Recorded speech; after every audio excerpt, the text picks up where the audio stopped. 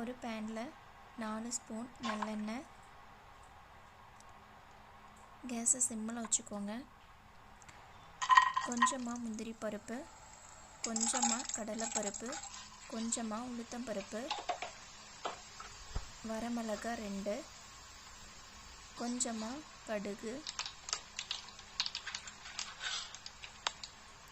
கடுகு பொரிஞ்சதும் வேர்க்கடலை கொஞ்சம் ஆல்ரெடி ஃப்ரை பண்ணி வச்சுருந்தது, கொஞ்சமாக கருவேப்பிலை, இதெல்லாம் சேர்த்து பொன்னிறமாக வர அளவுக்கு ஃப்ரை பண்ணிக்கணும். தேவையான சால்ட்டு,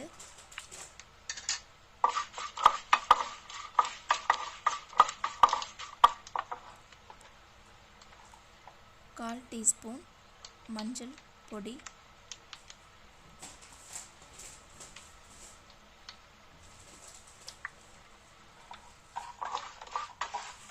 நல்லா கலந்துட்டு கேஸ் ஆஃப் பண்ணிவிட்டு லெமன் ஜூஸை கலந்துக்கலாம்.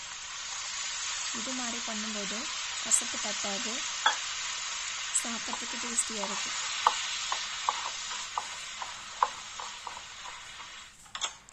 நான் ஆல்ரெடி ரைஸ் குக் பண்ணி வச்சுட்டேன்.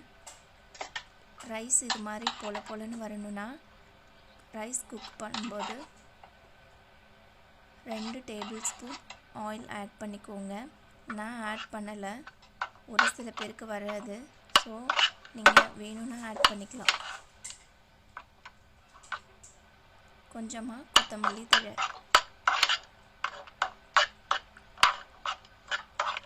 ரைஸ் ரெடி ஆகிடுச்சு. லெமன் ரைஸ் உருளைக்கிழங்கோட சாப்பிடும்போது ரொம்ப டேஸ்டியாக இருக்கும்.